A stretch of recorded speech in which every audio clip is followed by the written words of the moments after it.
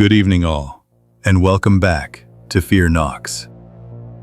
Along the Oregon coast, nights fall heavier than they should. Fog settles low over US 101, swallowing the turnouts, the Dune access lots, and the rest area lights that refuse to stay in sync.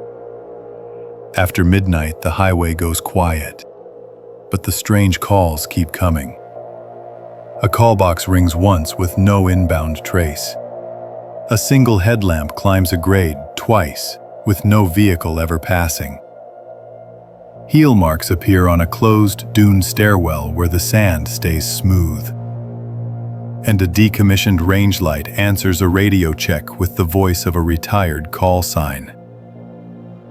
Tonight's accounts come from patrol sheets, SAR notes, tow logs, and security poles gathered along this stretch of coast. One report in this set was almost removed from the archive. You'll know which one when we reach it. If you're new here, subscribe so you don't miss our daily true horror stories. And keep the bell on. A new one drops every night. Tell us where you're watching from and what time it is. Your comments help the channel grow.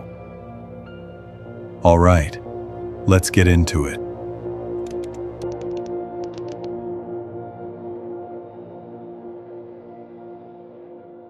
I was a patrol officer with the state police, assigned to the coastal highway. It was a cold, clear night in late autumn, the air sharp with the scent of salt and pine. That night, a specific call box began to ring without explanation. My patrol route covered a long stretch of US 101, winding through dense coastal spruce forests and past isolated turnout bays. One of these turnouts was a designated rest area, situated on a low bluff overlooking the Pacific. It was a simple setup: a small paved lot, a concrete restroom building, and a single emergency call box mounted on a pole near the entrance. The sodium lights cast a dull orange glow over the gravel and the wind-stunted trees. I often stopped there for a few minutes, checking the lot for any issues, watching the distant sweep of the lighthouse beam. The isolation was usually the most notable feature of the place, especially after midnight. It was a quiet post, and most nights passed with only the hum of the radio and the steady drone of my engine for company. The first call came in a little past midnight. Dispatch reported a one-ring hang-up from the rest area call box. This was not entirely unusual. Sometimes people would accidentally hit the button, or children might play with it. The system was designed to log every activation, even a brief one. I acknowledged the call and continued my patrol, making a mental note to check the box when I next passed the rest area. There was no urgency. A single ring usually meant nothing. The air was still, and a thin layer of frost was beginning to form on the windshield. I could hear the faint static on the radio, a constant companion in the quiet of the night. My routine involved regular loops along the highway. I would drive north for a while, then turn around and head south, covering the same stretch of road multiple times during my shift. The rest area was a consistent waypoint. About an hour after the first report, dispatch called again. Another one-ring hang-up from the same call box. This was slightly more unusual. 2 calls within a short period from an isolated location like that warranted a closer look. I was about 5 miles south of the rest area at that point. I turned my cruiser around, the headlights cutting through the deepening fog that had begun to roll in from the ocean. The temperature had dropped noticeably. As I approached the rest area, the fog thickened, reducing visibility to a few car lengths. The sodium lights of the rest area appeared as hazy halos. I pulled into the lot, my headlights sweeping across the empty parking spaces. There was only one vehicle present, an older model sedan, dark in color, parked near the far end of the lot. It was positioned facing the ocean, its rear to the entrance. I drove slowly past it, noting its general make and model. No one appeared to be inside. I parked my cruiser near the call box, leaving the engine running for warmth. The air outside was cold, damp, and still. I could hear the distant whisper of the waves breaking on the shore below the bluff. I stepped out and walked over to the call box. It was a standard emergency unit, bright yellow, with a single button. I checked for any signs of tampering or damage. Everything appeared normal. The surface was cold to the touch, slick with condensation from the fog. I pressed the button myself, testing the line. It connected immediately to dispatch, and I confirmed with them that the box was functional. They confirmed my test call. I then asked them to check the log for the previous 2 one-ring calls. Both were registered as inbound calls, but with no corresponding voice transmission or duration beyond a single, instantaneous ring. There was no record of an outbound call from dispatch to the box. It was a phantom signal, a brief activation that immediately disconnected. I returned to my cruiser, feeling a slight unease. The situation was odd, but not alarming. I decided to review the rest area's CCTV feed. The state police had installed cameras at all major rest areas a few years prior, mainly for security and to monitor for illegal dumping. The feed could be accessed remotely from my cruiser's laptop. I pulled up the footage for the past few hours. The camera covered the entire parking lot, including the call box and the sedan. I fast-forwarded through the early evening. The sedan had arrived around sunset, parking in the same spot. No one had exited the vehicle. It had remained stationary. I watched the timestamps approach the time of the first phantom call. The sedan was still there, unmoving. The call box, visible in the frame, did not show anyone approaching it. Then, at the exact moment of the first reported ring, the call box light, which indicated an active connection, flashed briefly. It was a quick flicker, barely perceptible, but it was there. The sedan remained inert. No doors opened, no lights came on, no movement. I rewound and watched it again. The same brief flash. I fast-forwarded to the second call. Again, the call box light flickered, and the sedan remained perfectly still. It was as if the call box was activating itself. I spent the next hour parked in the rest area, observing.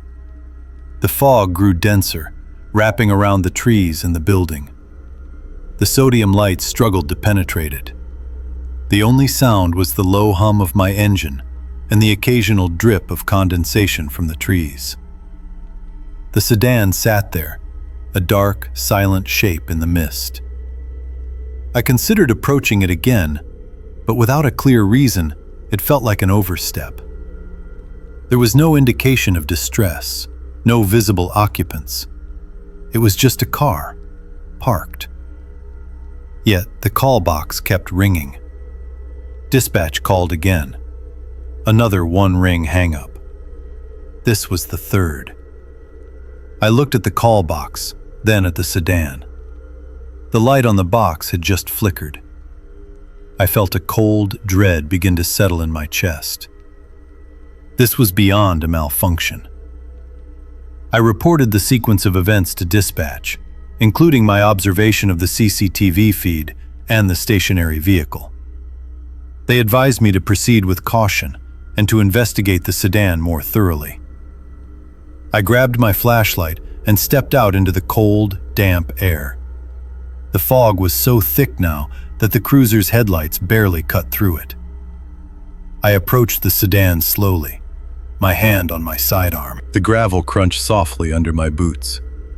The car was dark, its windows opaque with condensation and the general gloom of the night. I shone my flashlight into the interior. The seats were empty. There was no one inside. The car was locked. I checked the license plate, running it through dispatch. It came back registered to an address about an hour inland, to an individual with no outstanding warrants or alerts. It was just a car, seemingly abandoned for the night. I took a series of photographs of the vehicle and the call box, documenting everything. I walked around the perimeter of the rest area, shining my light into the dense coastal forest that bordered the parking lot.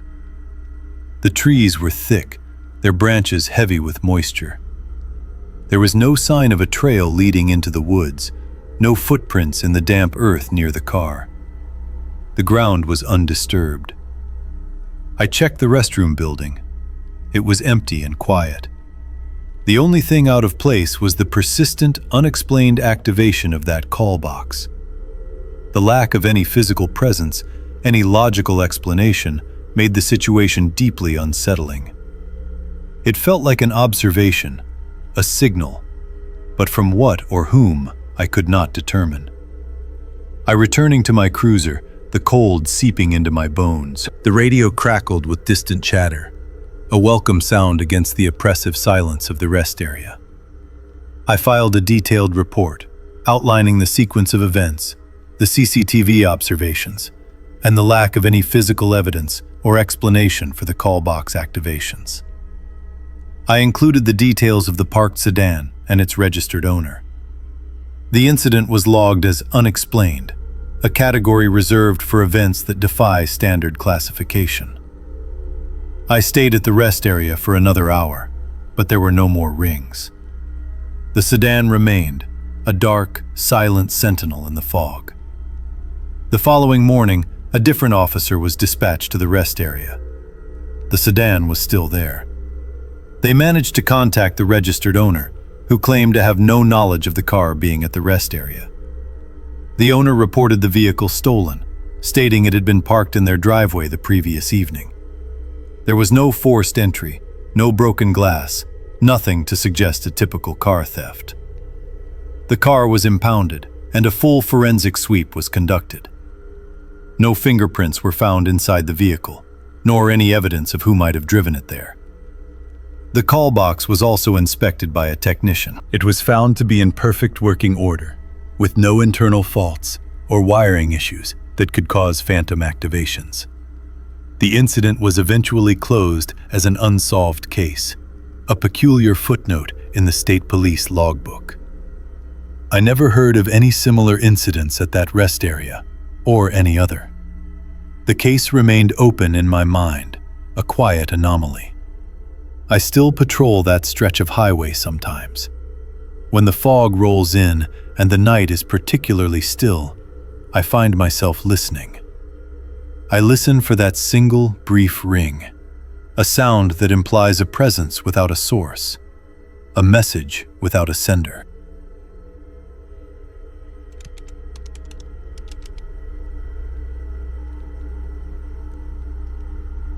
I was a state trooper assigned to the Coastal Highway Patrol. It was a late autumn night, cold and thick with fog along the Oregon coast. My dashboard clock, usually precise, showed a slight, inexplicable drift. My patrol route covered a long stretch of US 101, from the northern reach of the dunes down to the more rugged, rocky shorelines. The night shift was often quiet, a rhythm of engine hum and the occasional hiss of the heater fan.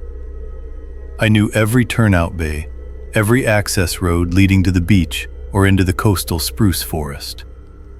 The isolation was a constant presence, especially when the fog rolled in, blanketing the highway in a dense, shifting wall. My routine involved checking rest areas, monitoring for disabled vehicles, and ensuring the safety of the few travelers who ventured out after dark. The radio provided a steady, low static hum, a link to dispatch that often went unused for hours. This particular night had begun like many others. The air was barely above freezing, and the fog was heavy, reducing visibility to a few car lengths. I had pulled into a designated turnout bay, a wide gravel area perched above the dunes, offering a limited view of the highway below. It was a good spot to observe traffic without being immediately visible. My engine idled smoothly, a familiar vibration through the floorboards. I was completing some digital paperwork, the glow of my laptop screen casting a pale light inside the cabin. The dash cam recorded the road ahead, and my body cam captured my immediate surroundings. I had been there for about 10 minutes when I noticed a single headlamp approaching from the south. It was moving slowly, a solitary point of light cutting through the fog. The highway here climbed a gentle grade, and the light seemed to float, detached from any discernible vehicle shape. I watched it, a common enough sight on this stretch of road. It was a little past midnight, and traffic was sparse. The headlamp continued its slow ascent, eventually passing my position on the highway below. I noted its passage, then returned my attention to the report on my screen. A few moments later, I saw the headlamp again. It was approaching from the same direction, climbing the same grade. This struck me as odd. There were no turnoffs or side roads for miles in that direction. A vehicle would have had to travel a significant distance to turn around and reappear from the south. I watched it more closely this time. The light was identical to the first, a single, focused beam. It moved with the same deliberate pace, cutting through the fog. My engine idle remained constant, a steady hum. I glanced at my dashboard clock. It now showed a time that was 3 minutes earlier than what I remembered seeing just before the first headlamp appeared. I felt a cold prickle on my skin. The heater fan continued to blow, but the cabin suddenly felt colder. I watched the headlamp pass below me a second time. It was the same light, the same slow, steady movement. My mind raced, trying to reconcile what I was seeing with what I knew to be possible. There was no sound of a vehicle turning around, no indication of any other car on the highway. The fog was too thick to see anything beyond the immediate glow of the headlamp itself. I leaned forward, my eyes straining, but there was nothing else. The light simply passed, then faded into the fog to the north. I immediately checked my dashcam recording. The footage showed the highway below, obscured by the fog. The first headlamp appeared, moved past, and then vanished. A short time later, the second headlamp appeared, identical to the first, and followed the same path. My body cam footage showed me sitting in the patrol car, focused on my laptop. It captured the interior of the cabin, the steady hum of the engine, and the faint hiss of the fog outside. There was no indication of any vehicle passing my position on the highway, nor any sound of a turnaround. The patrol sheet on my laptop still showed the correct time, synchronized with dispatch. Yet my dashboard clock remained 3 minutes behind. The discrepancy was unsettling. I reviewed the dashcam footage several times. Each time the sequence was the same. The single headlamp, the passage, the reappearance. My GPS trace, which was constantly logging my position and speed, showed me stationary in the turnout bay for the entire duration. It confirmed no movement from my vehicle. The engine diagnostics showed a consistent idle, no fluctuations in RPM. There was no logical explanation for the repeated sighting of the same headlamp, nor for the clock drift. The highway was empty. The fog was dense. I decided to investigate. I put the patrol car in gear and slowly drove down to the highway. The fog was still thick, clinging to the coastal spruce trees that lined the road. I drove south, retracing the path the headlamp had taken. I covered a few miles, scanning for any sign of a turnaround, a hidden access road, or a parked vehicle. There was nothing. The highway was clear, the shoulders empty. I turned around and drove back north, passing the turnout bay. The road remained deserted. The only sounds were the low rumble of my tires and the constant whisper of the fog. I returned to the turnout bay, pulling back into my previous spot. My dashboard clock still showed the 3-minute discrepancy. I cross-referenced it with my phone, which was synchronized to network time. My phone was correct.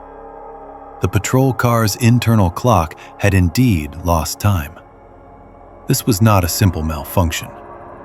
The vehicle's systems were designed for redundancy and accuracy. A clock drift of this nature, especially in conjunction with the visual anomaly, was unprecedented in my experience. I photographed the dashboard clock with my phone, capturing the time displayed. I spent the next hour meticulously reviewing all available data. The dash cam, the body cam, the GPS trace, the patrol sheet. Everything confirmed my initial observations. The headlamp had appeared twice. My vehicle had remained stationary. No other vehicle had passed. The clock had lost 3 minutes. The evidence was procedural, factual, and deeply contradictory. There was no logical way to explain the events. The isolation of the highway, the dense fog, and the late hour only amplified the strangeness. It felt like a glitch in the fabric of the night itself. I filed a detailed report, documenting every observation, every piece of evidence. I included the dash cam footage and the body cam recording. The report was flagged for review, but without a clear explanation or a tangible threat, it was difficult to categorize. My supervisor acknowledged the unusual nature of the incident, but had no immediate answers. The vehicle's systems were checked, and no fault was found with the clock mechanism or the GPS unit. The official file simply noted an unexplained temporal discrepancy and unverified visual anomaly. The incident left a quiet dread. I continued my patrols along the Oregon coast, but the highway never felt quite the same. Every time the fog rolled in, I found myself scanning the road ahead, looking for that single detached headlamp. I checked my dashboard clock more often, a habit born of that strange night. The memory of the repeated light, the impossible passage, and the lost minutes remained vivid. Sometimes, when the fog is thick and the night is silent, I still hear the faint, steady hum of my engine, and I wonder what truly passed by that turnout bay.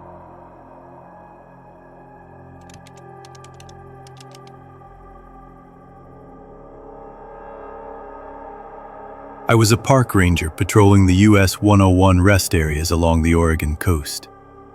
It was a late autumn night, barely past midnight, and a thick fog had rolled in from the Pacific. I noticed a subtle disturbance in the sand leading to the Dune access stairwell.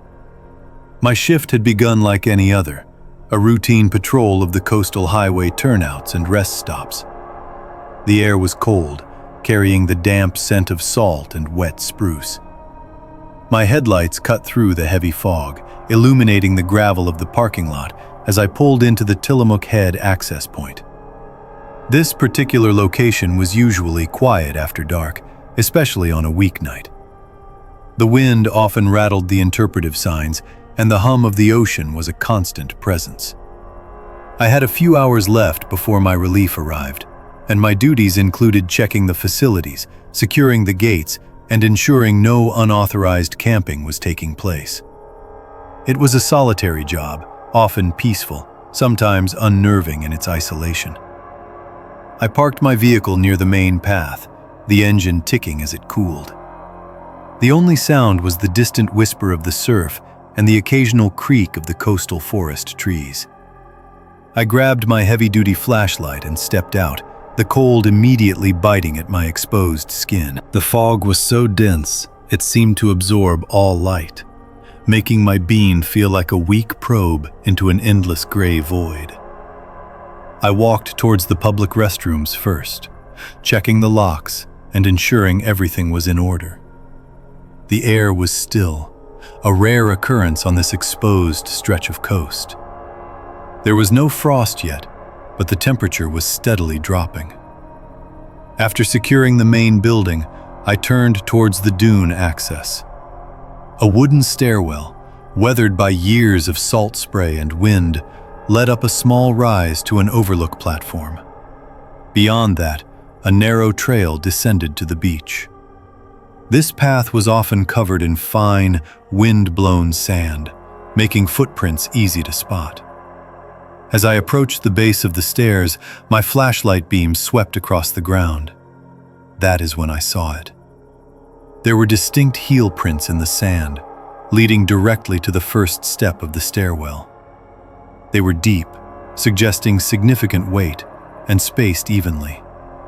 What struck me immediately was their singular nature. There were no toe impressions, just the clear, rounded indentations of a heel. It looked as if someone had walked on their heels alone, or perhaps was missing the front part of their foot. My beam followed the prints up the first few steps, each one perfectly preserved in the fine sand that had drifted onto the wooden treads. The fog seemed to press in closer, muffling the already faint sounds of the night. I ascended the stairs slowly, my boots crunching on the loose sand. Each step revealed another pair of heel marks, climbing steadily upwards. The prints were consistent in size and depth, indicating a continuous movement. I reached the small landing at the top, where a heavy, weather-beaten door led to the enclosed overlook platform. This door was always kept locked after sunset, a standard safety measure. The sand on this landing was smooth, a pristine, undisturbed drift that covered the entire surface. Yet, the heel prints continued, right up to the closed door. They stopped abruptly at the threshold, as if the person had simply vanished into the solid wood. I shone my flashlight around the entire landing. There were no other prints, no scuff marks, no signs of struggle or forced entry. The sand was perfectly smooth everywhere else, a blank canvas. I checked the door itself. The heavy steel bolt was still firmly in place, and the padlock was secured. There was no way anyone could have entered or exited through that door. I knelt, examining the prints closely. They were clearly defined, not smudged or distorted by wind. The fine grain of the sand had preserved them perfectly. The lack of any approach or retreat paths was the most unsettling detail.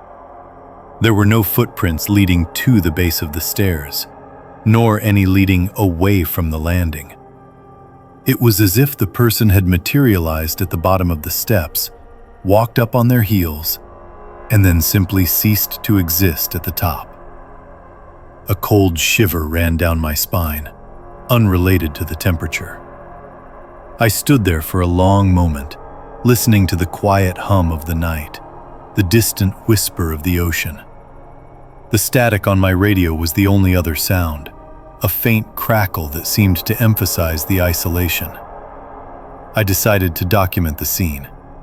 I pulled out my phone and took a series of photographs, capturing the prints from various angles, the smooth sand, and the locked door. I then retrieved a small, motion-activated trail camera from my patrol bag. It was designed for wildlife monitoring, but I sometimes used it for unusual human activity. I mounted it discreetly on a nearby spruce tree, angled to cover the stairwell and the landing. I set it to record short video clips upon motion detection. I returned to my vehicle, the mystery of the prints gnawing at me. I radioed dispatch, giving a brief, factual report of an unusual discovery. I kept my tone neutral, avoiding any speculation. They logged the incident and advised me to continue my patrol and check the camera in the morning. The rest of my shift passed slowly. Every shadow seemed to hold a hidden shape. Every rustle of leaves sounded like footsteps. The fog remained thick, a silent, watchful presence. I found myself checking my rear-view mirror more often than usual, though the highway was deserted.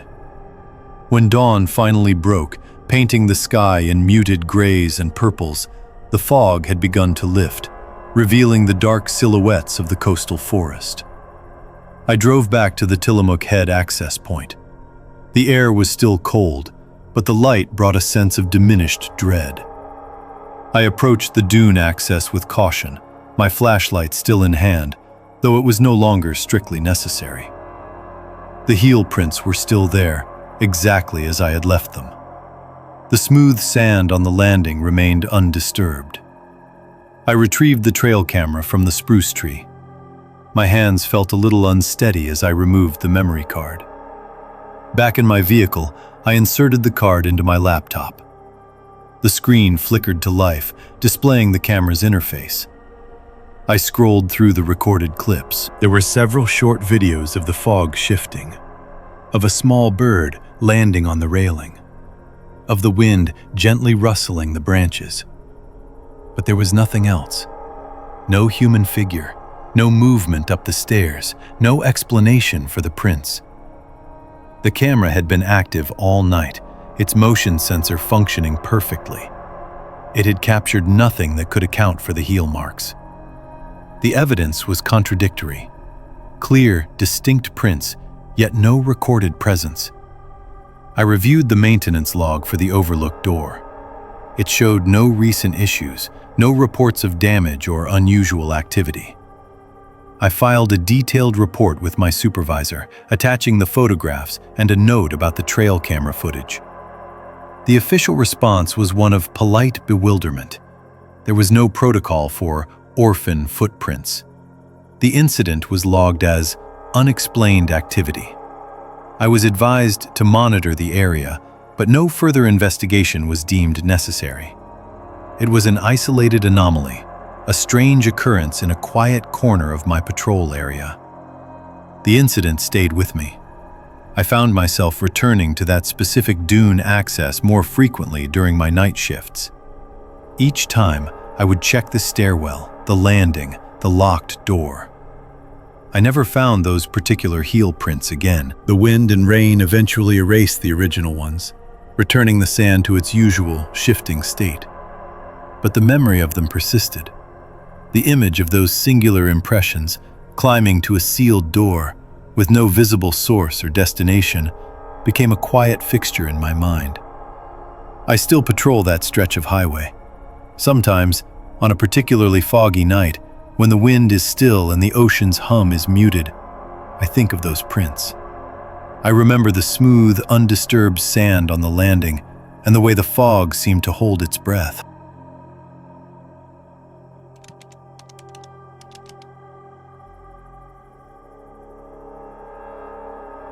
I was performing a routine radio check for auxiliary search and rescue operations.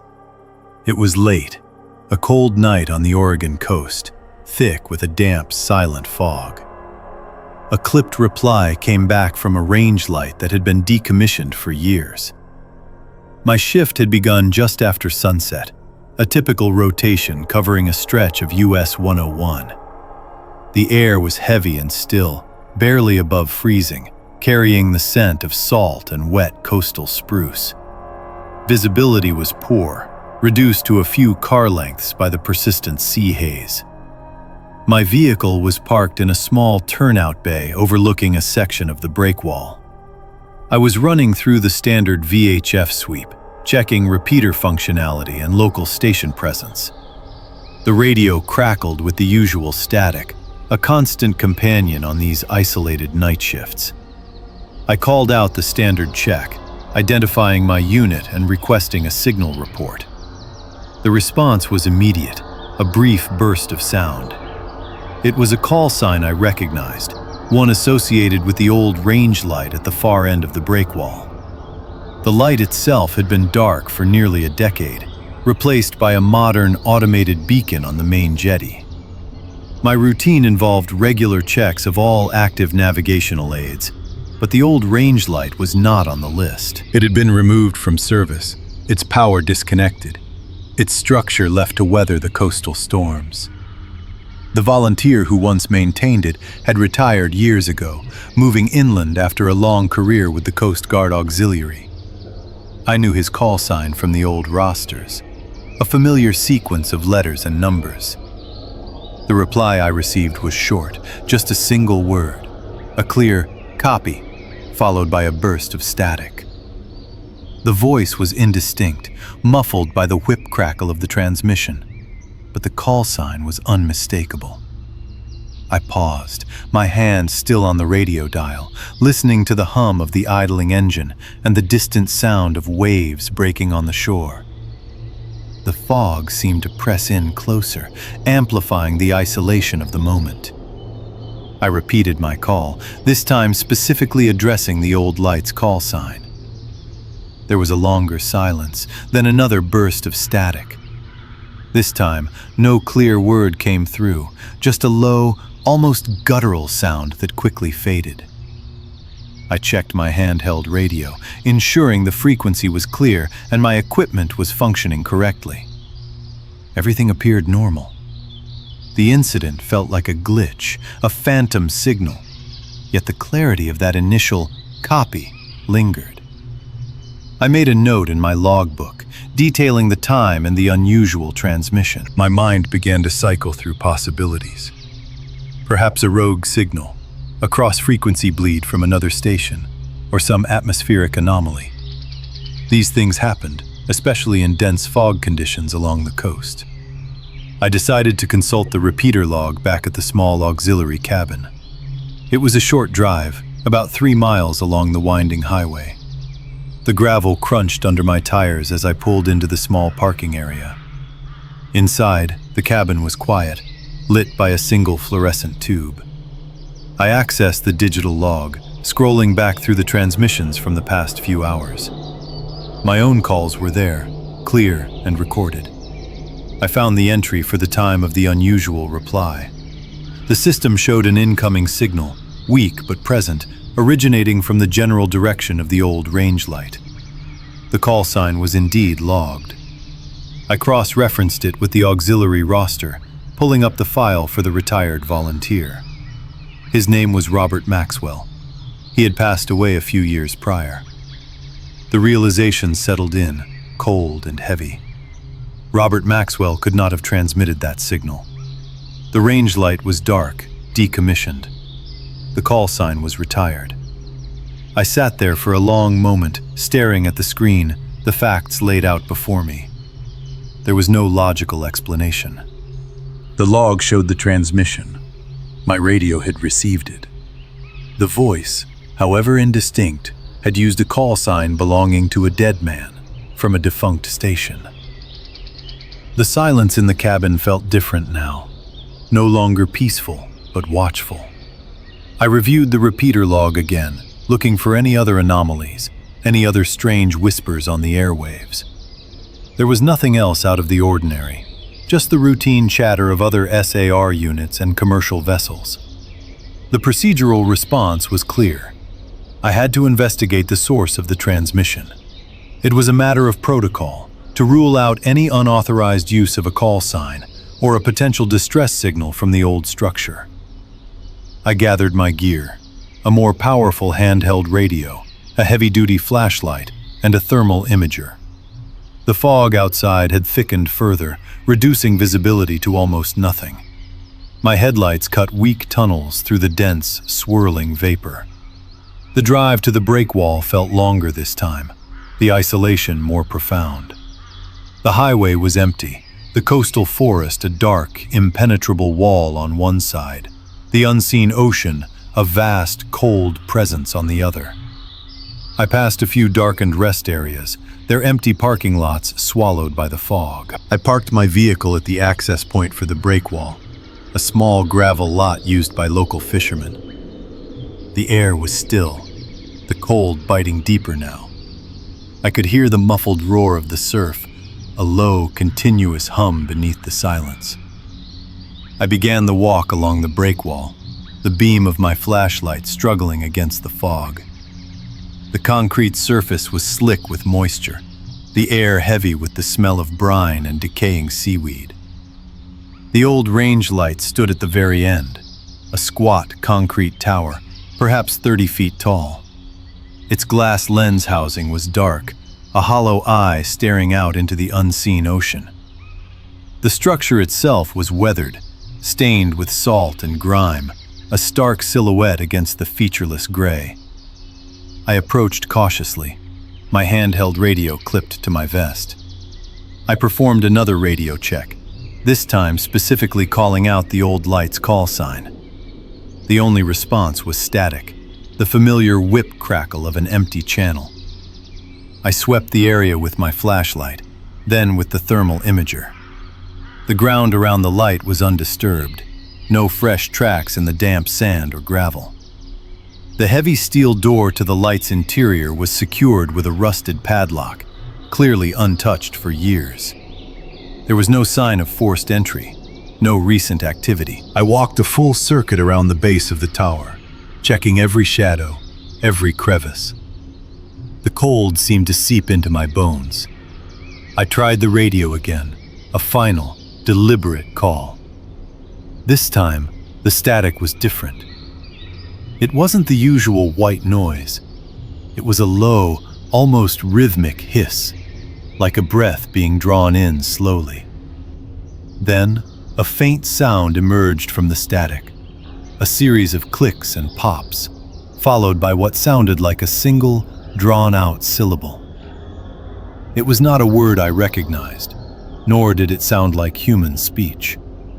It was more like a mechanical groan, or the sound of something struggling to articulate.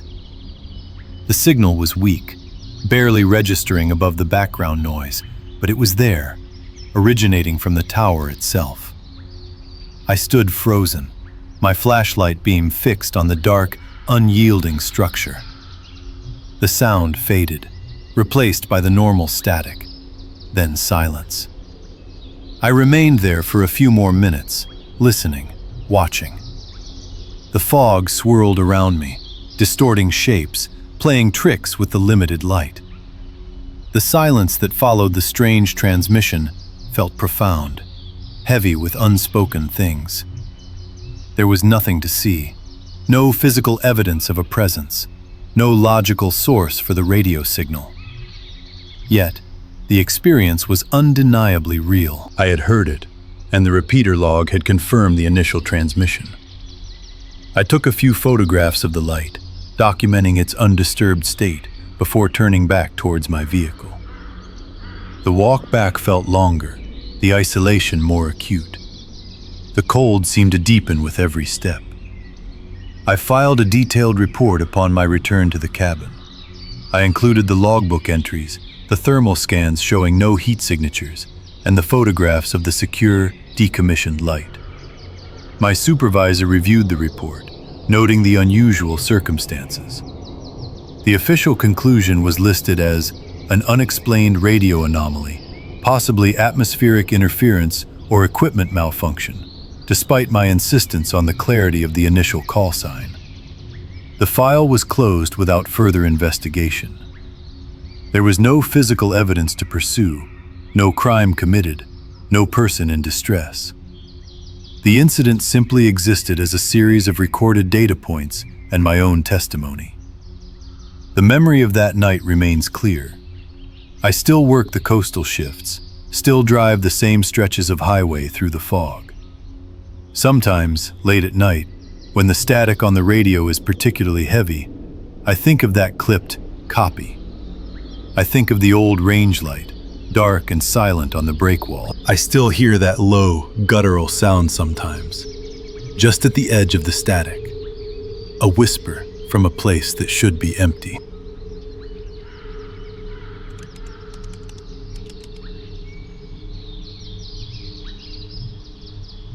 I was a harbor technician, checking the automated tide gauge at the outer point. It was late autumn, a little past midnight, and the air held a sharp, damp chill. The first anomaly was a faint, distant hum that seemed out of place. My routine involved a weekly inspection of the instruments along the Oregon coast. This particular night, the nearest foghorn station, about 3 miles north, was offline for scheduled maintenance. I had the official notice in my logbook, confirming it would be silent until morning. The hum persisted, a low-frequency vibration that resonated through the damp ground. I walked the short trail from my truck to the small, reinforced cabin housing the tide staff. The sound grew subtly stronger, a deep, almost infrasonic thrum that I felt more than heard. It was not the usual ocean noise, nor the distant rumble of the highway. This was something else, a steady, mechanical presence in the quiet coastal night. The only light came from my headlamp and the faint glow of the instrument panel inside the cabin. The air smelled of damp kelp and salt, a familiar comfort that was now subtly disturbed by this new, unsettling vibration. My job was precise, requiring attention to detail and a deep understanding of the coastal environment. I maintained a network of sensors that monitored ocean conditions, crucial for navigation and weather forecasting. This included tide gauges, wave buoys, and the automated foghorn systems. The work often meant solitary nights, driving the long stretches of US 101, stopping at remote turnout bays and dune access points. I was accustomed to the isolation, the vast quiet of the coastal spruce forests.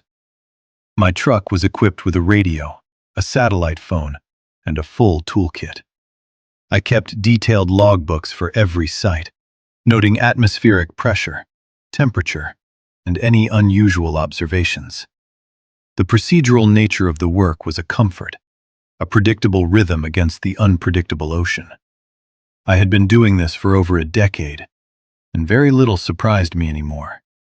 The coast had its moods, its sudden storms and thick fogs, but these were natural phenomena. What I encountered that night felt different, an artificial intrusion into the natural order.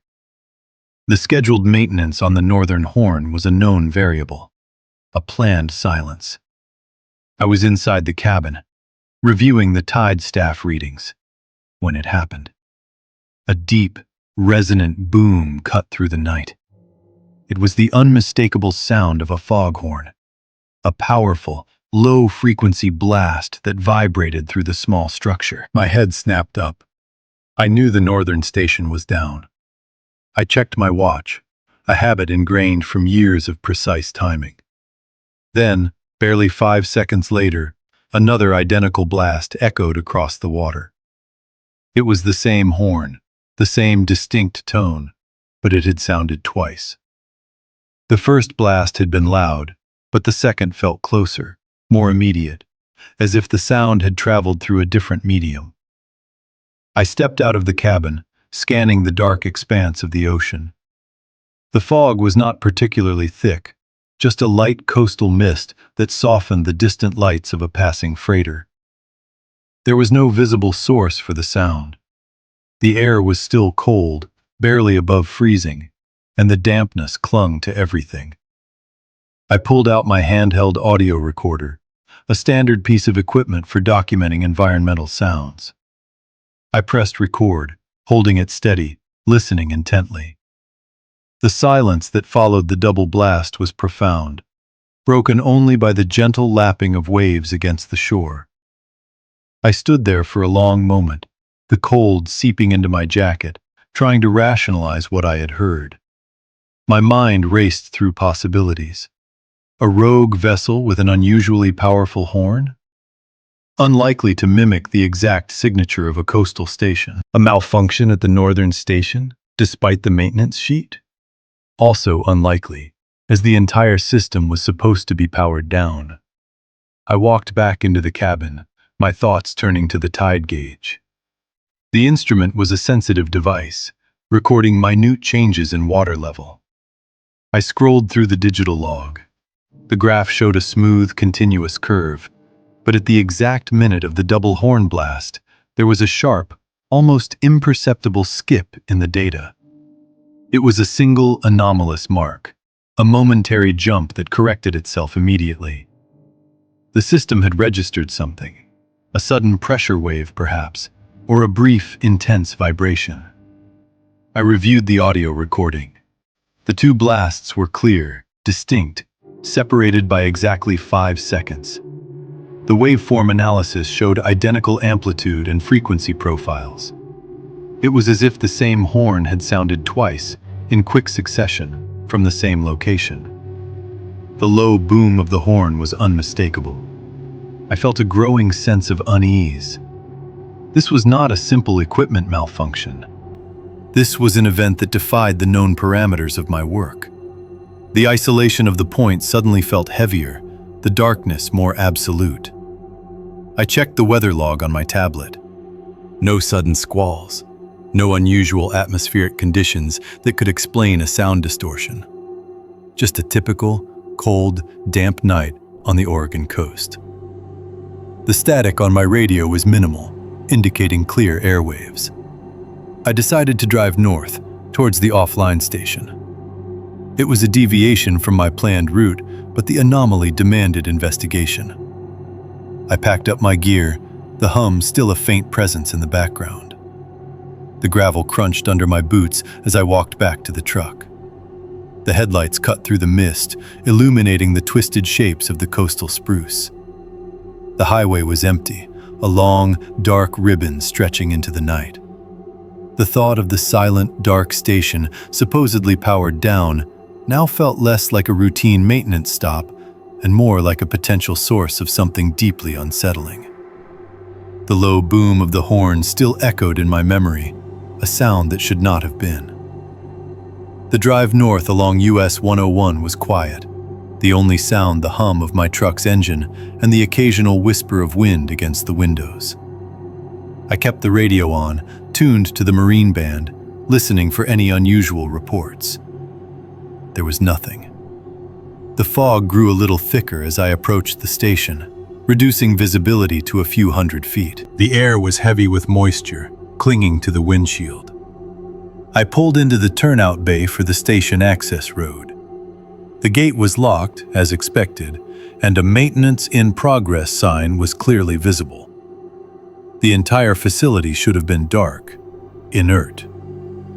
I parked my truck and walked the short trail to the station building. My headlamp cut through the dense fog. The silence here was absolute, deeper than the silence at the outer point. There was no hum, no distant rumble.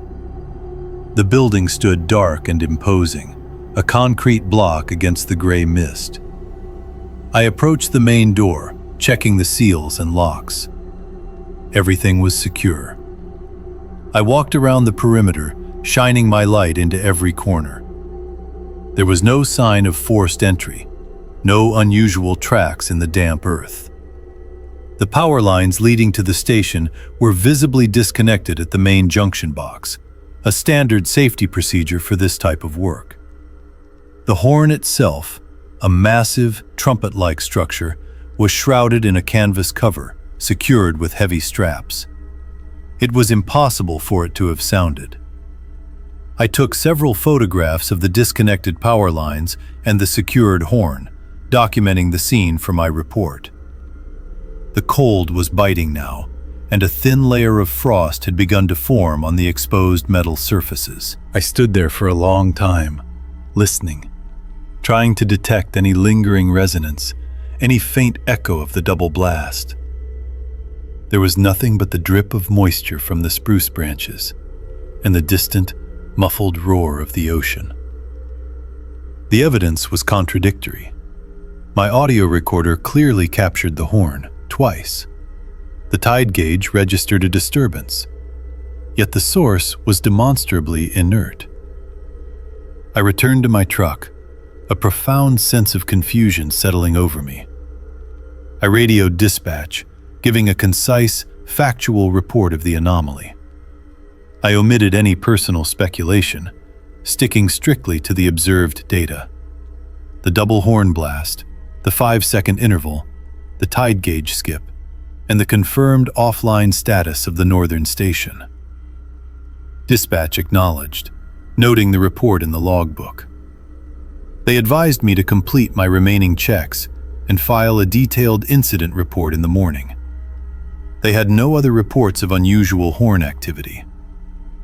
I continued my route, but the isolation of the highway felt different now. Every distant headlight seemed to hold a new significance. The forest pressing in on either side of the road felt less like a natural boundary and more like a watchful presence. I kept replaying the audio recording in my mind. The low boom of the horn, the precise interval. It was a sound that should not have existed. The procedural comfort of my job had been broken. The world had presented an event that simply did not fit. I felt a quiet dread, a sense of something vast and unknown operating just beyond the edge of my perception. I completed my shift, the rest of the night passing without further incident. I filed my report the next morning, attaching the audio recording and the tide gauge data. The official response was procedural. My supervisor reviewed the evidence, confirming the northern station's offline status. The maintenance crew confirmed the horn had remained covered and disconnected throughout the night. The tide gauge anomaly was noted as a possible sensor glitch, despite its correlation with the audio. The report was filed, categorized as an unexplained environmental event. There was no further investigation. The incident became a quiet entry in a file, a data point without a clear explanation. I continued my work, maintaining the coastal instruments. The routine returned, but the underlying sense of unease remained. The damp kelp smell, the sound of the ocean, the quiet hum of the equipment, they all carried a subtle, new resonance. Sometimes, on clear nights, when the wind is still and the ocean is calm, I find myself listening. I listen for that specific low boom, that precise 5-second interval. I know it shouldn't be there. I know the stations are working as they should, or are properly offline. But the memory of that sound, that impossible double blast, lingers. It's a whisper in the back of my mind, a reminder that some things simply exist outside our understanding, just beyond the reach of our instruments and our logic. I still hear it sometimes.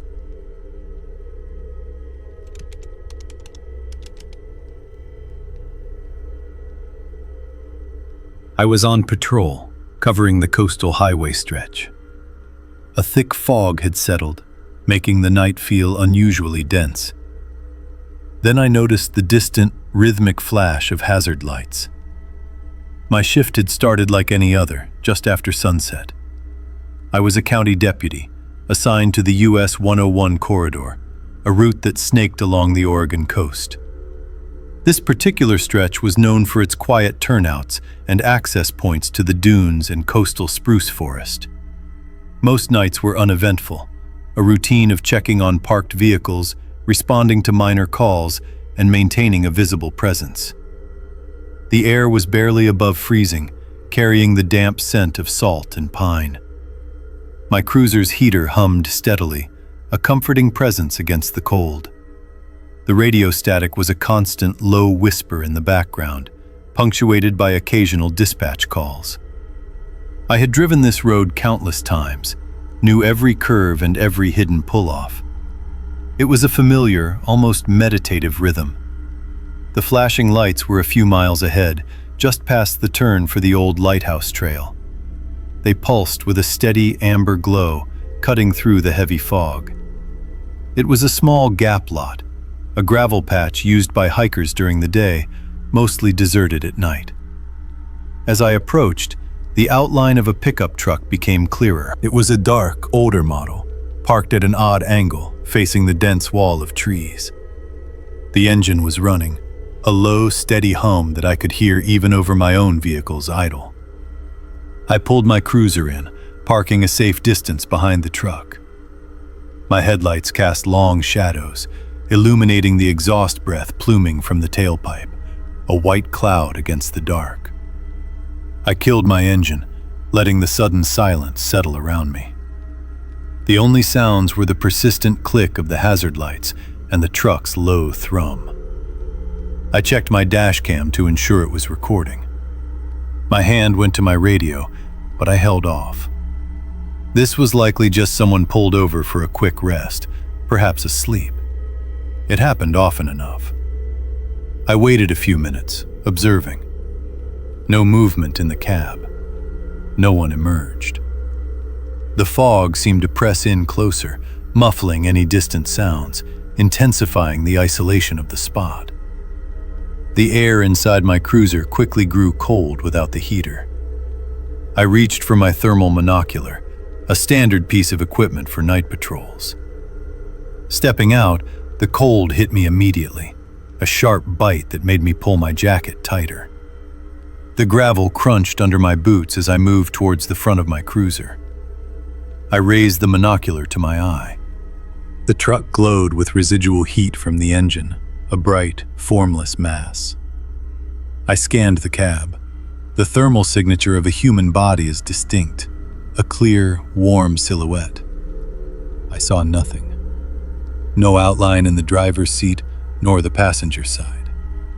The exhaust plume was a vivid white against the dark, but the cabin glass showed only a uniform, cool blue-green, indicating no significant heat source within.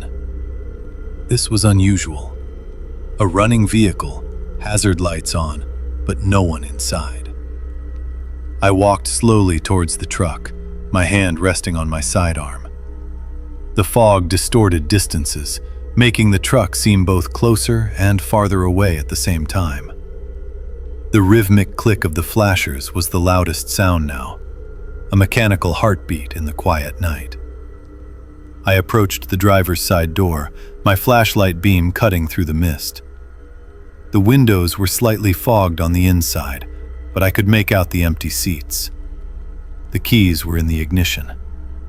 A half-empty coffee cup sat in the console. There was no sign of a struggle, no obvious damage. The truck was unlocked. I tried the door handle, and it opened with a soft click. The interior was cold, despite the running engine. The air smelled faintly of stale coffee and something metallic, like old tools. I leaned in, shining my light around the cabin. Nothing seemed out of place. No wallet, no phone, no identification. Just the coffee cup and a few crumpled fast food wrappers. I checked the glove compartment, finding only an owner's manual and some registration papers. The truck belonged to a man from a town a few hours north. I noted the details. Still, no driver, no passenger. The engine continued its steady hum, the exhaust breathing into the fog. I backed away from the truck, closing the door softly. I circled the vehicle, checking the bed. It was empty, save for a few stray leaves and some pine needles. I walked around the perimeter of the small parking lot, my flashlight beam sweeping the gravel and the edge of the forest. The ground was soft in places, damp from the fog. I looked for footprints, anything that might indicate where the driver had gone.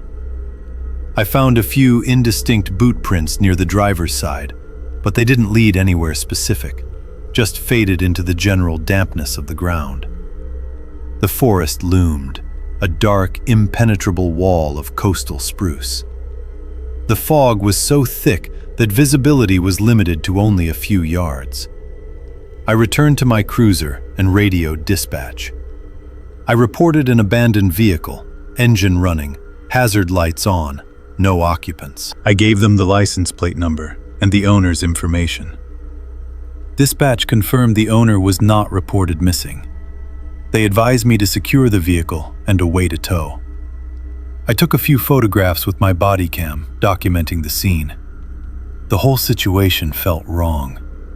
People didn't just leave their running vehicles in the middle of nowhere, especially not with the keys in the ignition and the doors unlocked. The cold was seeping into my bones. I waited for the tow truck, which took around an hour to arrive. During that time, I kept the truck under observation, occasionally scanning the surrounding forest with my thermal monocular. The fog remained dense, a silent, watchful presence. I saw nothing. No movement, no heat signatures. Just the steady, rhythmic click of the hazard lights and the low hum of the engine. The tow truck eventually arrived, its bright yellow lights cutting through the fog. The driver, a man named Frank, looked at the idling pickup with a puzzled expression. He'd seen abandoned cars before, but rarely one left running like this. We completed the necessary paperwork. I filled out the tow slip, noting all the details. Frank hooked up the truck, and the engine was finally shut off. The sudden silence was profound, broken only by the distant wash of the ocean and the occasional static from my radio. The absence of the truck's hum and the clicking flashers left a strange void. I watched as Frank drove away, the pickup disappearing into the fog. I spent another few minutes scanning the area, just to be sure. The forest remained still, silent. I got back into my cruiser, the interior now thoroughly cold. I filed my report back at the station. The incident was logged as an abandoned vehicle. The owner was contacted the next day. He claimed his truck had been stolen from his driveway sometime during the night. He had no idea how it ended up in that gap lot. He was visibly shaken, confused. There was no evidence of forced entry on the truck. No broken glass, no tampered ignition. It was as if someone had simply driven it away, parked it, and then vanished.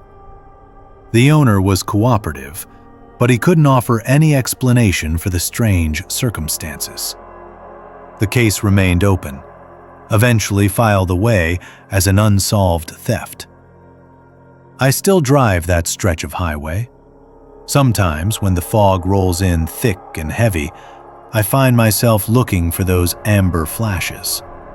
I listen for the low hum of an engine that shouldn't be there. The memory of that empty, idling truck, breathing its exhaust into the cold night, stays with me.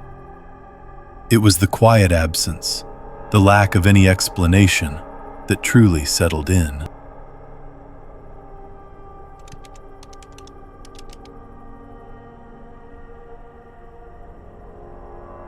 I was the facilities lead for a stretch of coastal highway rest areas. It was a late autumn night, cold and damp, with a thick fog rolling in from the Pacific. A routine check of the Tillamook Bay rest stop revealed a faint, unusual hum from the service building. My job involved inspecting and maintaining a series of public facilities along US 101, from Astoria down to Florence. These were often isolated spots, tucked into the coastal spruce forest, designed for travelers to pull off the highway.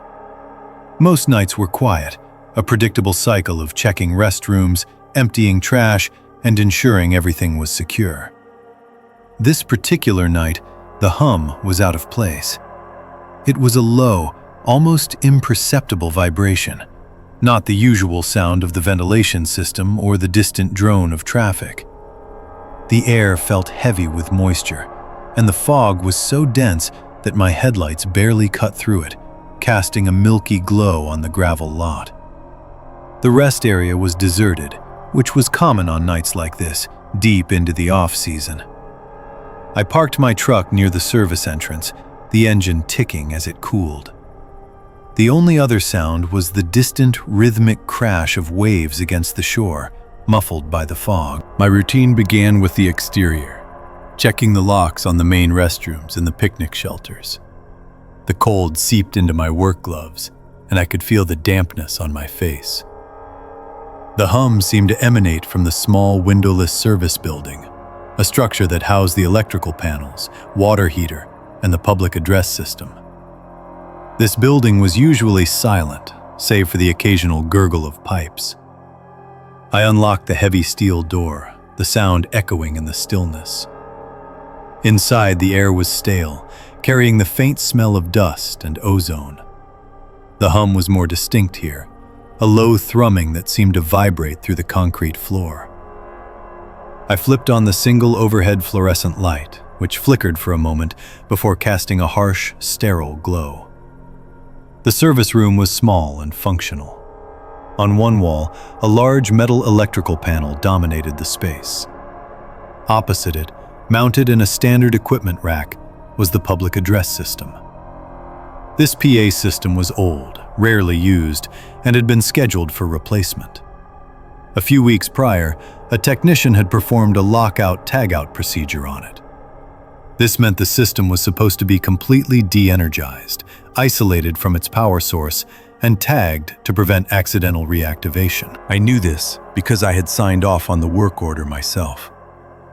The red lockout tag, clearly visible, hung from the main breaker switch for the PA rack.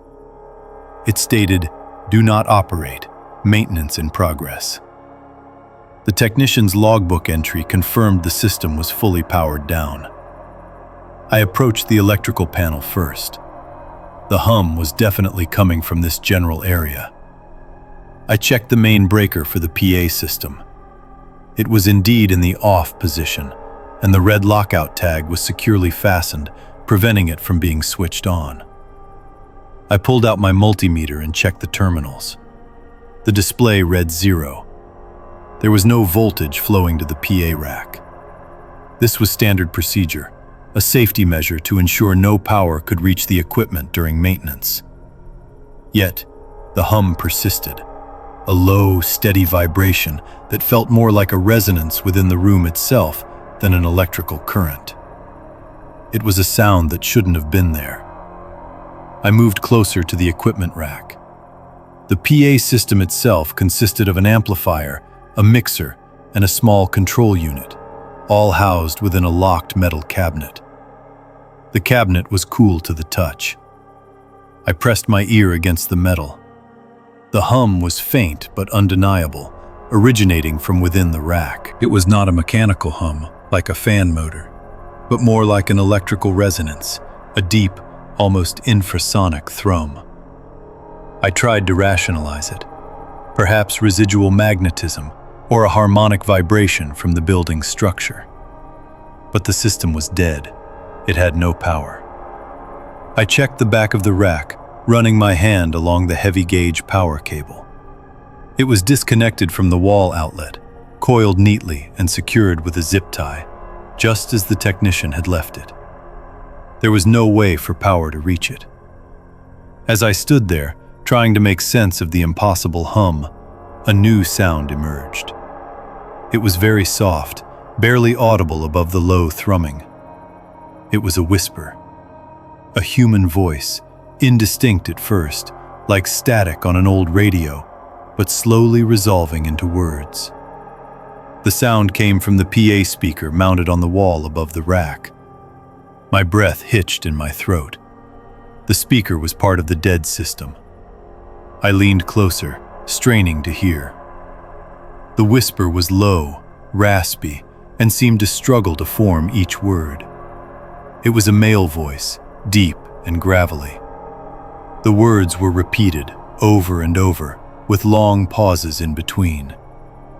"Lot closed," it whispered. "Lot closed." The words were clear, though delivered with an unnerving slowness. Each syllable seemed to drag, as if the speaker was fighting against some immense resistance. I backed away from the rack, my eyes fixed on the speaker. The hum continued, a constant, unsettling backdrop to the whispered phrase. I checked the breaker panel again, then the multimeter. Still 0. The lockout tag was still in place. There was no power. The PA system was inert, a collection of metal boxes and wires with no electrical current running through them. Yet, the speaker continued to whisper, "Lot closed." The air in the small room felt colder, despite the lack of a draft.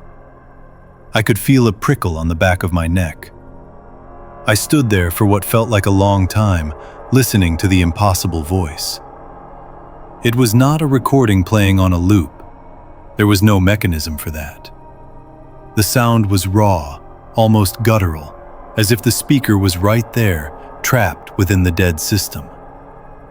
The repetition of "lot closed" began to feel less like an announcement and more like a warning, or perhaps a plea. The isolation of the rest area, the thick fog outside, and the complete absence of any other human presence amplified the dread. My mind raced, searching for any logical explanation. A prank? But how? The room was locked, the system dead, and I was the only one with keys. A faulty component storing a charge? Impossible for a sustained vocal output. I pulled out my phone, my hands feeling clumsy. I needed to document this. I took several photographs of the lockout tag, the breaker panel showing 0 voltage, and the PA rack itself. The flash illuminated the dusty room, making the scene feel even more stark and unreal. As I raised my phone to record audio, the whispering stopped. The hum also faded, slowly, until the room was completely silent again. Only the distant sound of the ocean remained. I waited, holding my breath for several minutes. Nothing.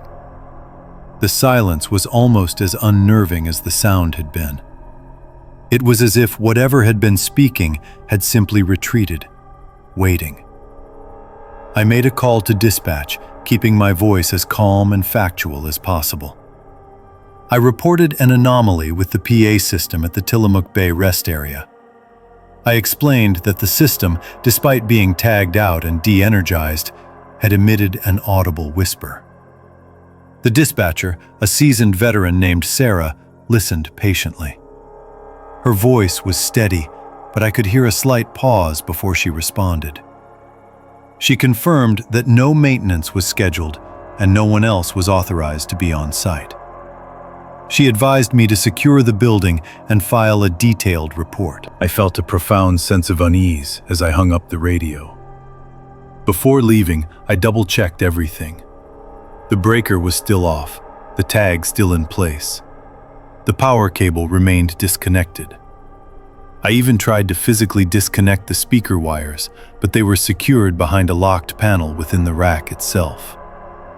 I took one last look at the silent PA system, then at the empty room. The cold seemed to cling to the air, and the smell of dust was more pronounced. I secured the service building, locking the heavy door behind me. The fog outside had thickened even further, wrapping the rest area in a suffocating blanket.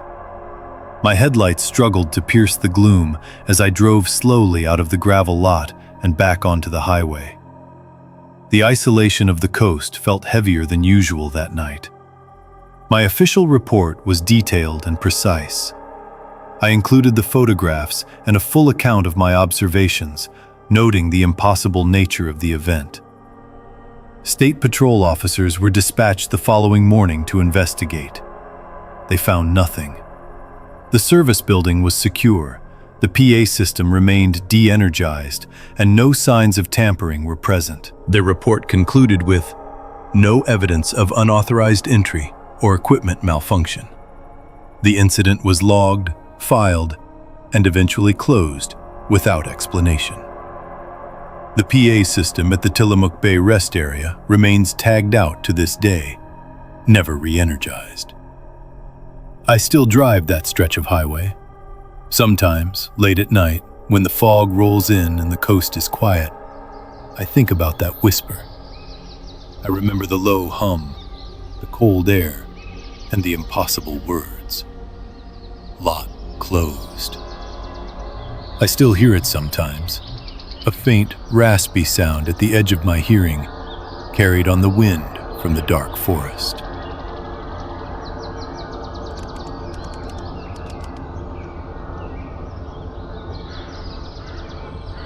I was a bridge technician, performing routine structural inspections along the Oregon coast. It was late autumn, and the air was barely above freezing, thick with a persistent coastal fog.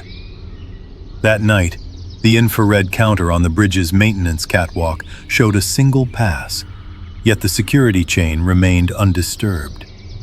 My job involved monitoring the structural integrity of several bridges and overpasses along US 101. The work was solitary, often conducted at night when traffic was minimal, allowing for clearer sound and light conditions for inspection. I covered a long stretch of highway, from the northern reaches near Astoria down past Tillamook, a region known for its rugged coastline and dense coastal spruce forests. Each bridge had its own specific routine, a checklist of stress points, cable tensions, and security measures to verify. The bridge in question was an older steel truss design, spanning a wide tidal estuary.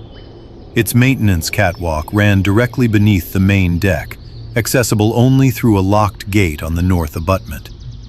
This gate was secured with a heavy chain, wired shut with a specific gauge of steel wire, and painted with a unique, quick-drying sealant that would crack if tampered with. An infrared beam counter was positioned just inside the gate, designed to register any movement past that point. It was a simple, reliable system, meant to detect unauthorized access.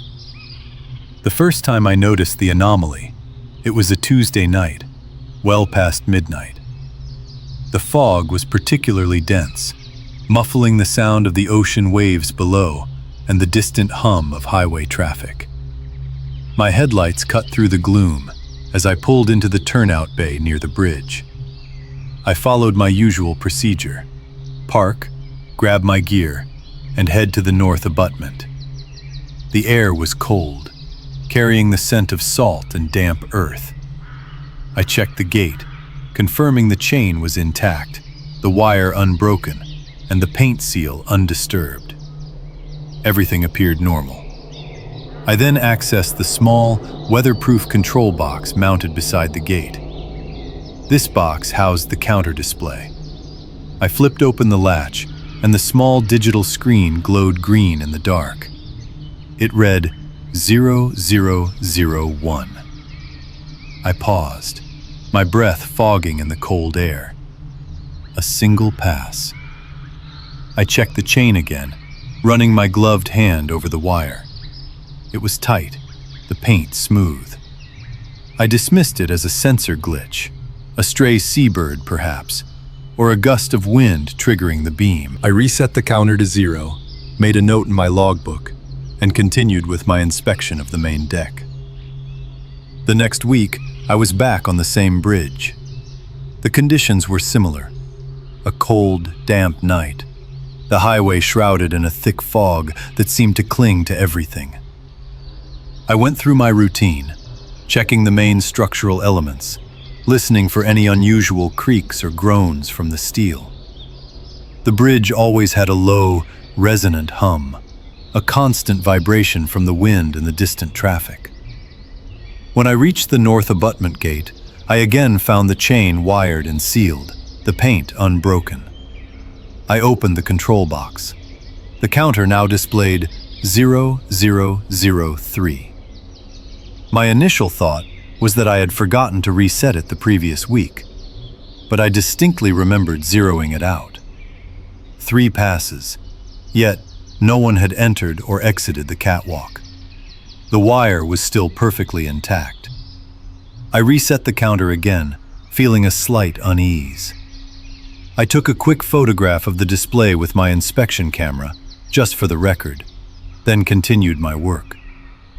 The drip echo of condensation falling from the steel girders seemed louder than usual in the quiet night. This pattern continued over the next few shifts. Each time I returned to the bridge, the counter would show an odd number. 5, then 7, then 9. Always an odd number, implying a single entity had passed through and then returned, or perhaps passed through multiple times without ever truly leaving. Each time the chain remained wired, the paint seal unbroken, the gate securely shut. I started taking multiple photographs of the chain, the wire, the paint, and the counter display. I checked for any faint scuff marks on the steel catwalk floor near the sensor, any sign of forced entry, any loose gravel that might have been disturbed. There was nothing. The catwalk was clean, the steel pristine. The isolation of the location began to press in on me. The highway was often deserted at these hours, just the occasional set of headlights cutting through the fog, then fading into the distance. The dense forest on either side of the road felt watchful. I began to feel a quiet dread during my approach to the bridge. The cold air seemed sharper, the silence more profound. I started parking my truck further away, walking the last stretch of gravel road in the dark, listening intently. The only sounds were the wind, the distant ocean, and the occasional static from my radio. I would check the gate with my powerful flashlight, sweeping the beam over every inch of the chain and the surrounding area before even touching the control box. One night, the counter read 0007, 7 passes. I stood there for a long moment, the cold seeping into my boots. The hum of the bridge felt different, more pronounced, almost like a low whisper. I knew it was just the wind and the structure, but the feeling persisted. I meticulously documented everything in my logbook, noting the exact time, the weather conditions, and the counter reading. I even drew a small sketch of the intact wire.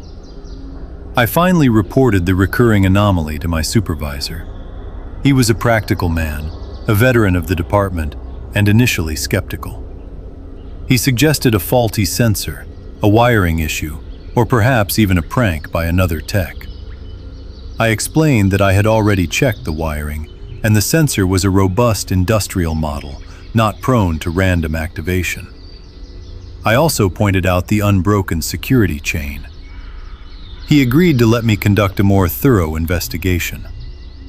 My next shift, I arrived with a small battery-powered motion-activated camera designed for wildlife observation. I carefully mounted it in a discreet location, aimed directly at the gate and the infrared beam, hoping to capture whatever was triggering the counter. I double-checked the camera's settings, ensuring it would record even in low light. The fog was particularly thick that night, reducing visibility to only a few feet.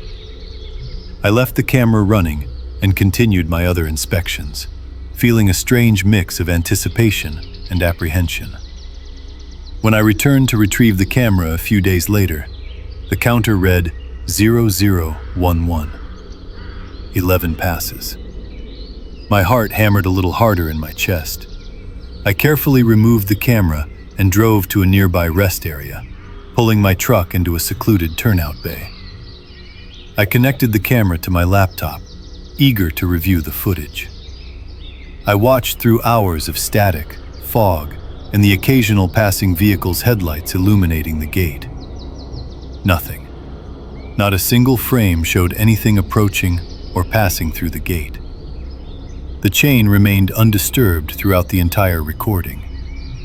The camera had functioned perfectly, recording every minute of the period. Yet, the counter had incremented 4 times during that same period. The evidence was contradictory. The counter said something had passed. The camera said nothing had. The physical security measures confirmed nothing had passed. I filed a detailed report, including my logbook entries, the photographs of the intact chain, and the video footage showing no activity. My supervisor reviewed everything. He was visibly perplexed. We spent an entire day together at the bridge, meticulously inspecting every inch of the catwalk, looking for any hidden access points, any structural weakness that might allow someone to bypass the gate. We found nothing. The catwalk was a closed system. We even brought in a specialist to recalibrate the infrared counter and test its sensitivity. The specialist confirmed the counter was functioning perfectly, registering even the smallest movement. He found no faults. The incident was officially logged as an unexplained sensor activation. There was no logical explanation for the phantom crossings. The department eventually decided to replace the entire infrared counter system with a newer, more advanced model. The old counter, with its final reading of 0011, was removed and stored as evidence in a file marked Bridge 101-B Anomaly. I was eventually transferred to a different section of the highway, working on inland bridges, away from the coast and that particular structure. The official notes in my file simply stated a reassignment for operational efficiency. Sometimes, When the fog rolls in thick and heavy, I still hear the low hum of that bridge. I remember the cold, the isolation, and the quiet click of that counter. I remember the unbroken chain and the numbers that kept ticking up, always an odd number, always implying a presence that left no trace.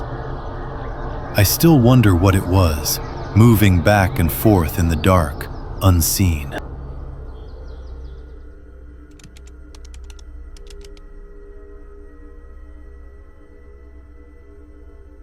I was working the night shift at the tow yard office. It was a cold, foggy night on the Oregon coast, well past midnight. Then the old thermal printer, long dead, suddenly whirred to life. My shift had begun like any other, settling into the quiet rhythm of the small office. The air outside was thick with coastal fog, muffling the distant sound of the highway. Inside, the only sounds were the low hum of the fluorescent lights and the occasional static from the dispatch radio. I was reviewing the day's logbook entries, ensuring all tow reports were filed correctly. Our yard was located just off US 101, a few miles south of a small town, surrounded by dense coastal spruce. The isolation was usually a comfort, a predictable solitude. I had a mug of lukewarm coffee beside me, the steam barely visible in the cool air of the cabin. The old thermal printer sat on a shelf above the main terminal, disconnected for months after its internal relay failed. It was a relic, kept only because we hadn't gotten around to properly disposing of it. The sudden mechanical groan from the printer was startling. It was a dry, grinding sound, followed by the distinct whir of its internal motor engaging. I looked up, my hand pausing over the logbook. A strip of paper began to feed out, slowly at first, then with a steady, deliberate motion. The printer's power light, which had been dark for nearly a year, glowed a faint green. I watched, confused, as the machine printed a full tow ticket. The paper was the standard thermal stock, slightly curled at the edges from the roll. It slid down into the catch tray, a single, complete document. The printer then clicked once, its power light extinguished, and it fell silent again. The sudden quiet felt heavier than before. I reached for the ticket, my fingers brushing the warm, freshly printed paper. The date printed on it was from the previous winter, a full year ago.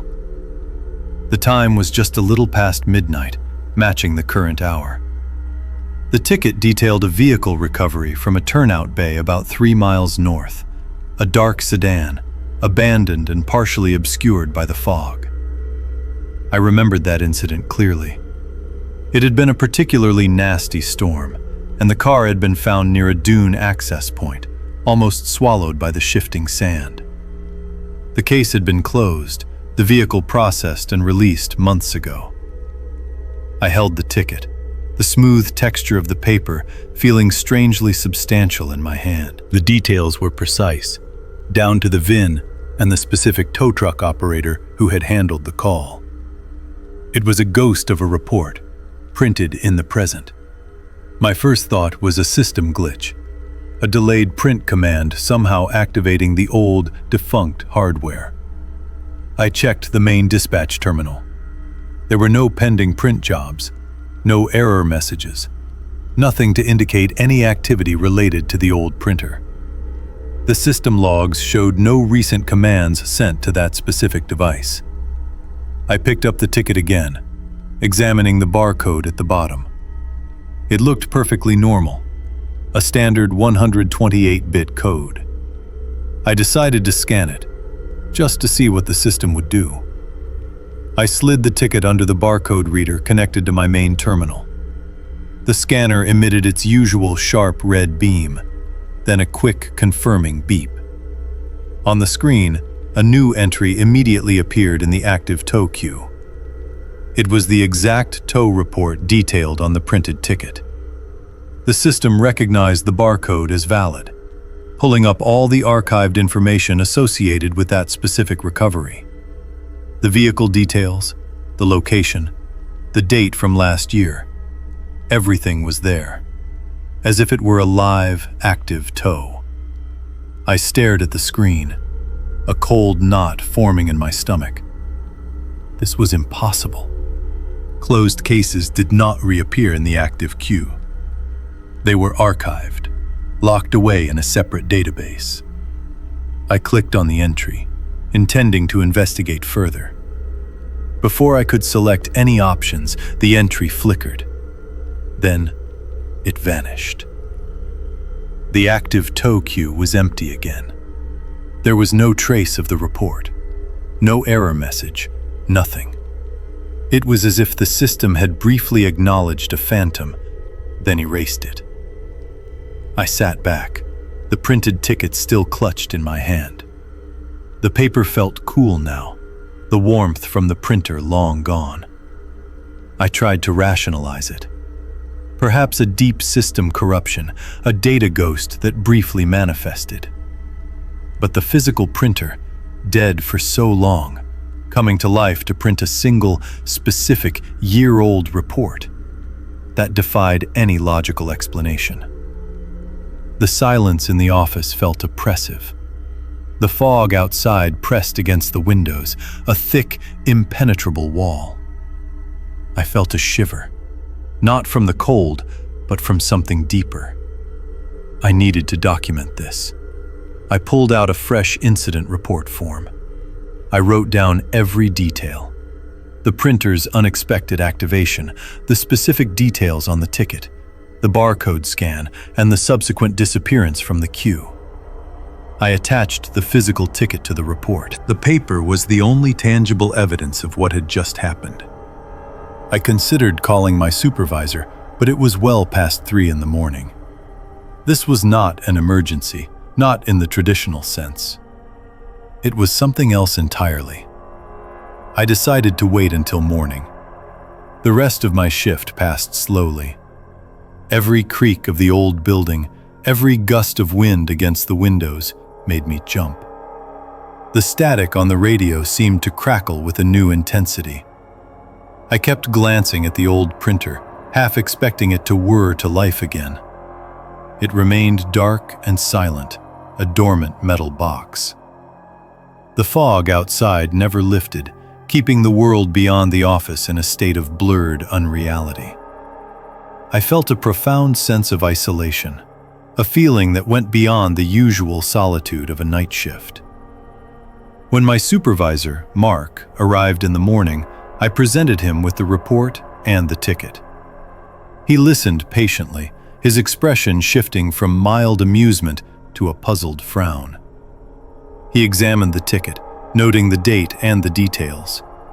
He recognized the case immediately. "This one was a mess," he said, referring to the original tow. "Car was almost buried.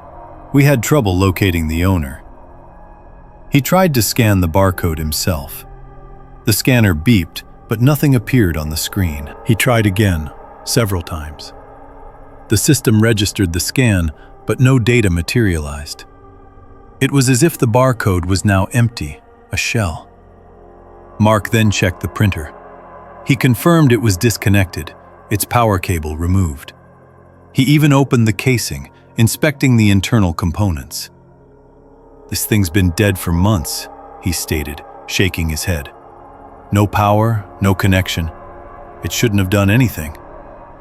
He tried to find any record of a print command in the system logs, going back several days. Nothing. The system showed no interaction with that specific printer. He even checked the archived tow reports, confirming the original case was still closed and locked. There was no indication of any data corruption or system anomaly that could explain what I had witnessed. We spent the next few hours reviewing everything. We pulled the original physical file for the tow from last year. The details matched perfectly. The vehicle, the location, the operator. It was all identical. The only difference was the date on the new ticket. Mark eventually concluded it was an inexplicable anomaly.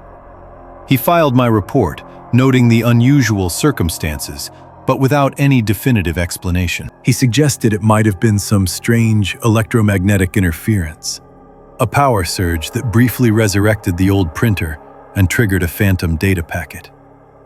It was a weak explanation. Even he knew it. The incident was officially logged as an unexplained system anomaly. The printed ticket was placed in a sealed evidence bag and filed away with my report. The old printer was finally removed from the office and taken to the scrap pile. No one else ever witnessed anything similar. The system continued to function normally, processing new tow requests without incident. The fog continued to roll in from the coast, a constant presence. I still think about that night. The sound of the old printer whirring to life, the feel of the warm paper, the brief, impossible appearance of the old tow report on the screen. Sometimes, when the fog is particularly thick and the office is quiet, I can almost hear that dry, grinding sound again. It's a whisper in the back of my mind, a reminder of something that shouldn't have happened.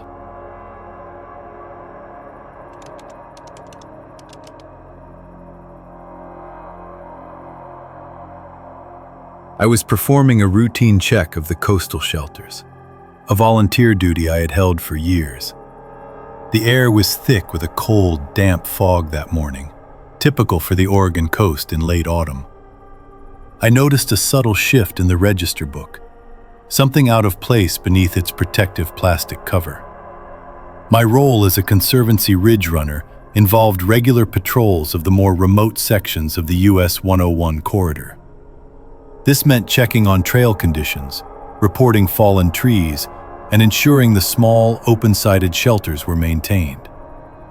Each shelter contained a logbook, or register, where hikers could sign in and leave notes. These registers were kept in sturdy, weather-resistant plastic sleeves, usually secured to a small wooden shelf inside the shelter.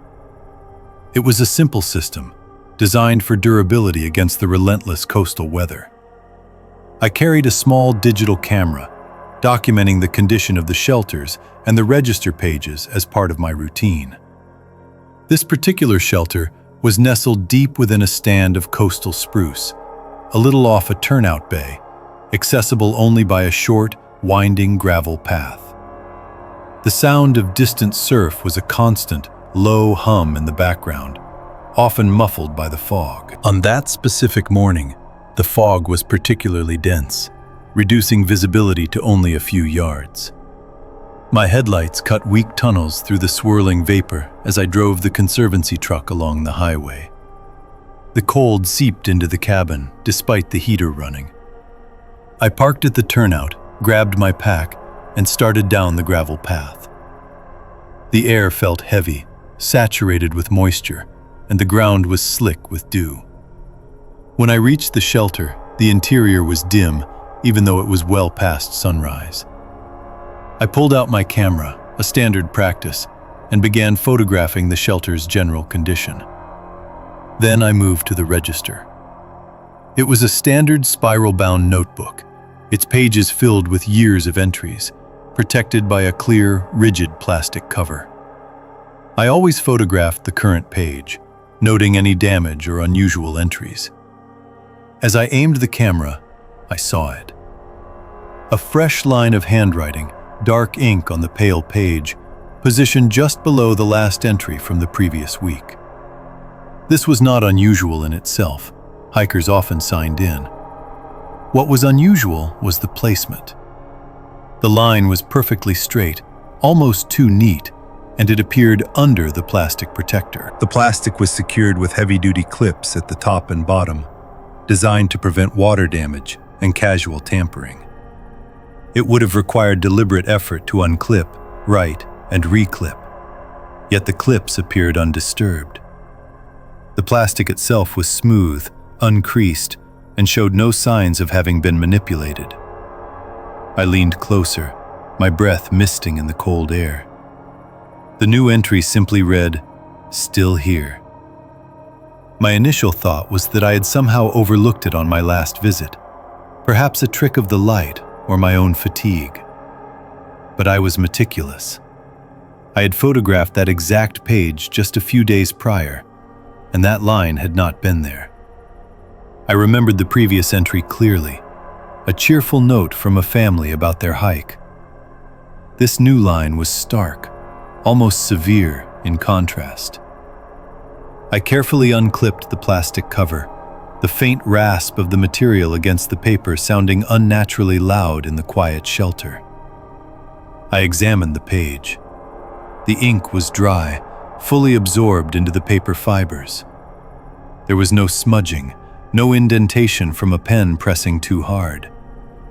The handwriting itself was a neat, almost old-fashioned script, a style I recognized.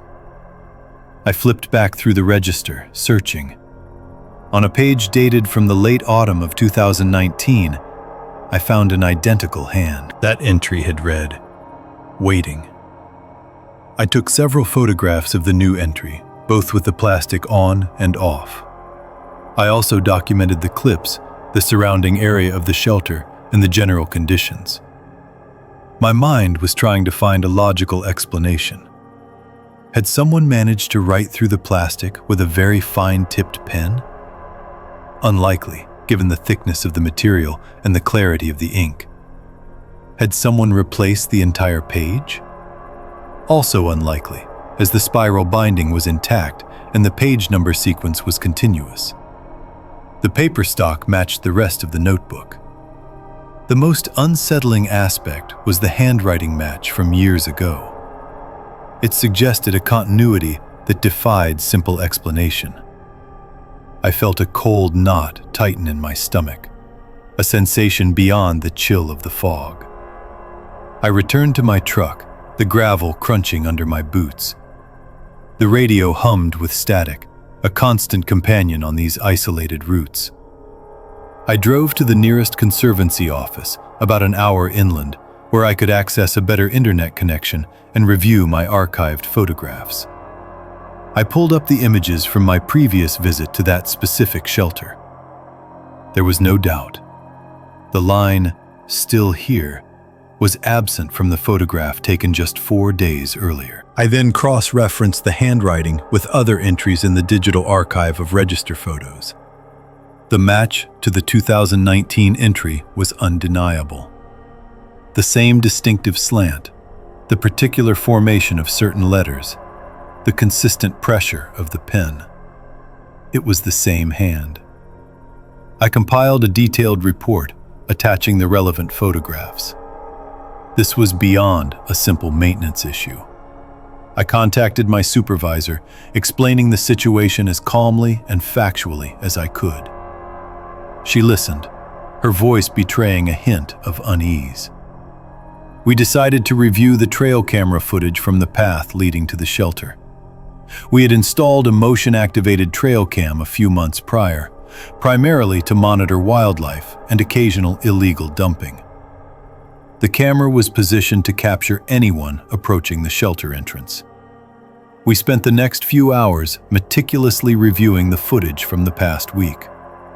The camera recorded several deer, a bobcat, and a few hikers. None of the hikers lingered at the register for more than a minute or two. More importantly, none of the footage showed anyone manipulating the plastic cover or even pausing long enough to write an entry of any kind. There was no one visible writing the entry. The camera showed no hands on the page at the time the entry must have appeared. The lack of any visual evidence of someone writing the entry, combined with the undisturbed plastic and the historical handwriting match, created a procedural dead end. My supervisor agreed that it was highly unusual. We decided to file a report with the local sheriff's department, though we both knew it was a long shot. There was no crime, no damage, just an inexplicable anomaly. A deputy came out to the office, reviewed the photographs, and listened to my account. He was polite but clearly perplexed. He noted that there was nothing for law enforcement to investigate. He suggested it might be a prank, though he admitted the details were odd. The report was filed, marked as unexplained incident, and essentially closed. The register book itself was removed from the shelter and placed into storage at the Conservancy office. It was evidence of something, though we did not know what. The shelter remained open, but a new, blank register was installed, this time without a plastic cover, just a simple logbook. I continued my patrols, but the isolation of the coastal forest felt different after that. The hum of the radio, the rustle of the coastal spruce in the wind, the distant whisper of the ocean, they all seemed to carry a new, subtle weight. I found myself checking the new register with an almost obsessive frequency, looking for any similar anomaly. Nothing ever appeared. I still think about that line. Still here. I think about the handwriting from years ago. Waiting. The cold logic of the situation offers no comfort. The memory of the page rasping as I lifted the plastic, and the quiet dread that settled in, remains with me.